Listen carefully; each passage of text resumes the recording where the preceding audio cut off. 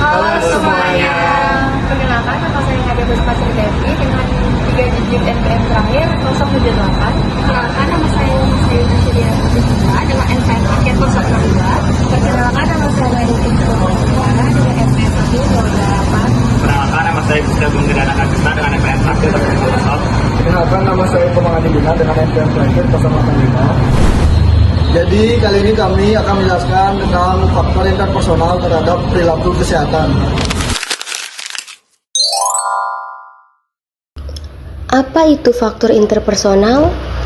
Komunikasi interpersonal merupakan komunikasi yang terjadi antara satu orang dengan yang lainnya secara tatap muka, sehingga setiap orang dapat melihat reaksi secara verbal dan nonverbal. Komunikasi interpersonal merupakan pengiriman pesan-pesan dari seseorang dan diterima oleh orang lain, atau juga sekelompok orang dengan efek dan umpan balik yang langsung. Dari sisi kesehatan, faktor interpersonal adalah aspek-aspek yang berkaitan dengan hubungan dan interaksi antara individu dengan orang lain yang dapat memengaruhi status kesehatan, perilaku kesehatan, serta kesejahteraan mental seseorang. Faktor ini mencakup cara seseorang berkomunikasi, menerima dukungan, dan berhubungan dengan lingkungan sosialnya, seperti keluarga, teman, tenaga kesehatan, dan masyarakat.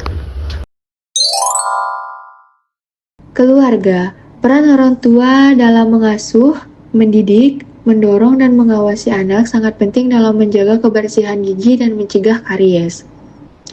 Sikap serta perilaku orang tua dalam pemeliharaan kesehatan gigi berpengaruh signifikan terhadap kebiasaan dan perilaku anak dalam merawat gigi dan mulutnya. Meliputi seperti yang pertama, modeling, anak meniru kebiasaan orang tua. Yang kedua, praktik parental atau aturan dan pengawasan kebersihan gigi. Yang ketiga, komunikasi kesehatan atau cara orang tua menyampaikan dan memberi umpan balik. Teman sebaya. Dukungan teman sebaya adalah perilaku saling menolong dan saling mendukung di antara dua orang atau lebih yang memiliki usia yang sama. Dukungan teman sebaya bisa memberikan dampak positif serta negatif.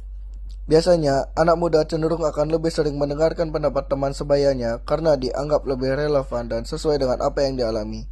Namun, tidak semua teman sebaya memberikan energi positif, melainkan ada yang memberikan dampak negatif sehingga mengganggu kesehatan seseorang.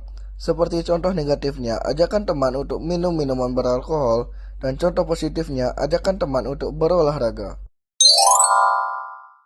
Hubungan sosial, interaksi dengan rekan kerja dan tetangga. Dalam beberapa riset, menunjukkan bahwa dukungan sosial diyakini bisa menjadi alat bantu atau penunjang untuk meningkatkan derajat kesehatan seseorang. Hal ini dikarenakan dengan adanya dukungan sosial yang baik, maka akan menciptakan sebuah lingkungan yang baik pula. Lingkungan yang baik akan memberikan rasa nyaman yang membuat seseorang merasa dikasih sayangi dan dicintai. Seperti yang sudah banyak dijelaskan dari berbagai sumber, bahwa banyak penyakit muncul akibat stres atau keadaan emosional yang kurang baik. Pengertian sosial menurut beberapa ahli seperti Liam Theo 1991 mendefinisikan dukungan sosial sebagai dukungan atau bantuan yang berasal dari orang lain seperti teman, tetangga, teman kerja, dan orang-orang lainnya. Proses sosial, dukungan sosial, modeling, atau mencontoh perilaku orang lain, dan norma-norma dalam kelompok kecil. Proses sosial dalam konteks kesehatan sangat berperan penting karena seseorang cenderung mengikuti apa yang dilakukan orang lain. Proses sosial utama, modeling, orang tua yang menunjukkan perilaku sehat lebih mungkin memiliki anak dengan perilaku sehat, aktif dan konsumsi buah atau sayur. Kelompok kecil, kelompok bukan hanya mempengaruhi perubahan individu, tetapi juga mampu menciptakan perubahan bersama yang berkelanjutan, asalkan dikelola dengan baik dan dukungan oleh pendekatan partisipatif serta adaptif terhadap konteks sosial budaya setempat. Contohnya saja, kelompok yang memberikan sosialisasi kesehatan kepada masyarakat yang lebih luas. Dukungan sosial dapat meningkatkan kesehatan dengan menciptakan lingkungan yang positif dan mengurangi stres.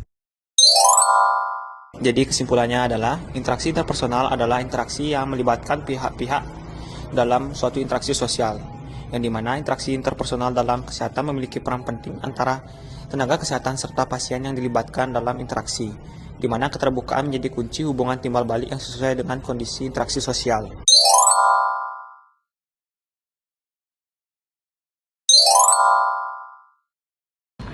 Sekian materi dari kami ucapkan terima kasih.